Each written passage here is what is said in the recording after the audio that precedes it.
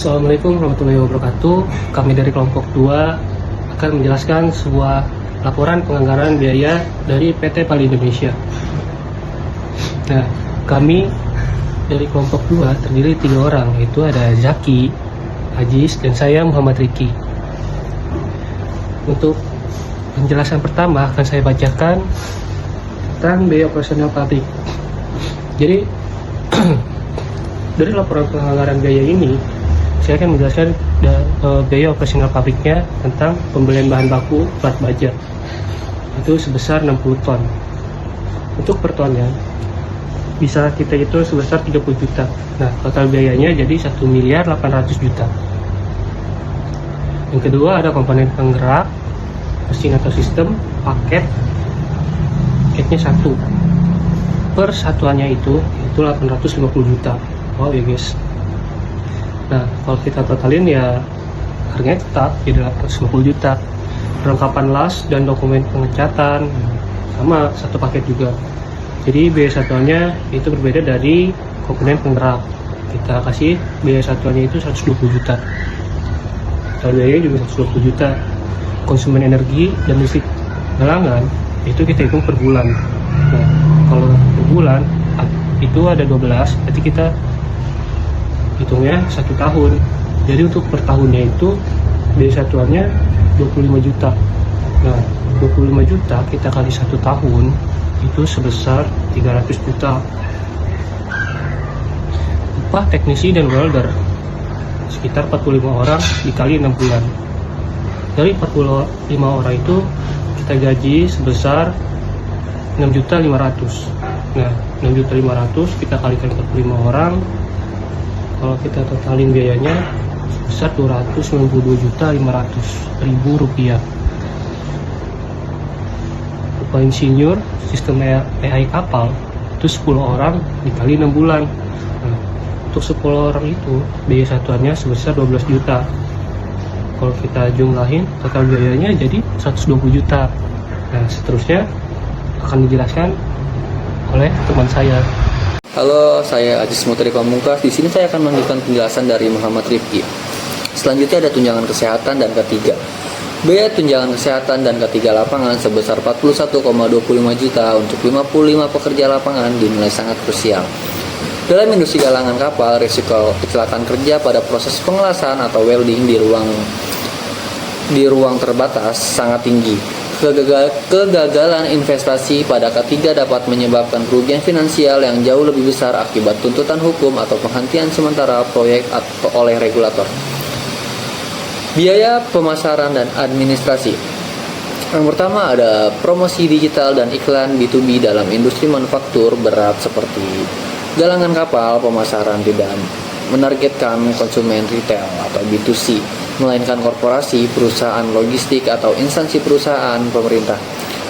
Kompleksitas strategi, anggaran 5 juta per bulan selama 1 tahun dialokasikan untuk pemeliharaan platform digital profesional.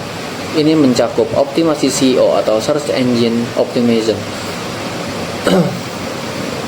Untuk kata kunci pengadaan kapal, partisipasi dalam tender digital, serta pembuatan materi portofolio 3D atau VR dari sistem AI kapal guna menarik investor atau pembeli internasional. Selanjutnya ada sertifikasi dan legalitas kapal. Ini bukan sekedar biaya administratif, melainkan pengujian kepatuhan teknis tingkat tinggi yang menentukan kelayakan produk di mata hukum internasional dan asuransi kelautan. Kompleksitas regulasi, mengingat PT PAL Indonesia mengintegrasikan sistem AI kapal.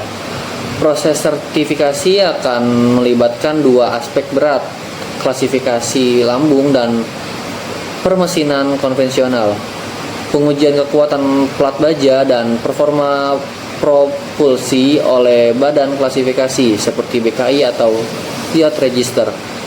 Selanjutnya ada operasional kantor utama, merupakan biaya overhead tetap sebesar 15 juta per bulan untuk mendukung kelancaran manajemen di luar area galangan fisik. Fungsi integrasi data Kantor utama berfungsi sebagai pusat komando yang menghubungkan tim manajemen keuangan, tim legal penilai kontrak, dan tim insinyur AI. Sekian dari saya, kurang lebihnya mohon maaf. Oke, perkenalkan, nama saya Muhammad Zaki Amanullah. Saya dari kelompok 2. Di sini saya akan melanjutkan penjelasan dari Ajis, yaitu tentang pembayaran termin. Pada termin pertama atau down payment itu dilakukan sebesar 20% sebanyak 750.750 pada bulan ke-1. Di sini adalah langkah awal yang sangat krusial. Dana ini dialokasikan langsung untuk mengunci harga material plat baja tahap pertama dan mobilisasi tim agar proyek bisa segera berjalan tanpa penundaan. Pada termin kedua, yaitu fabrikasi lambung yang sebesar 20% sebanyak 750.750 itu terjadi pada bulan ketiga, yang dimana itu dicairkan setelah progres fisik mencapai 30% atau first steel cutting dan lambung kapal terbentuk. Dana digunakan untuk plat baja sisa dan upah tenaga kerja bulan 1 sampai ketiga. Adanya verifikasi dari supervisor BKI atau Biro Klarifikasi Indonesia meminimalkan resiko memanipulasi laporan progres. Pada termin ketiga, yaitu pemasangan mesin sebanyak 20%, yaitu 750.750, di mana ini proses jadi bulan ke-6, yang dimana fase kritis karena melibatkan integrasi komponen penggerak utama, polusi kelistrikan saat fisik mencapai 60%. Resiko utama di sini adalah lead time, waktu pengiriman. Komponen impor arus kas harus dipastikan siap agar tidak terjadi idle line time pada teknisi. Lalu termin keempat yaitu integrasi sistem AI, yaitu 15% sebesar 563.062.500, di mana ini jatuh tempo di bulan ke-9, yaitu asumsi sisa persentase dari cuplikan. Pembayaran pasca integrasi software autonomous vessel, dana dialokasikan khusus untuk upah insinyur AI pada bulan-bulan akhir pengerjaan.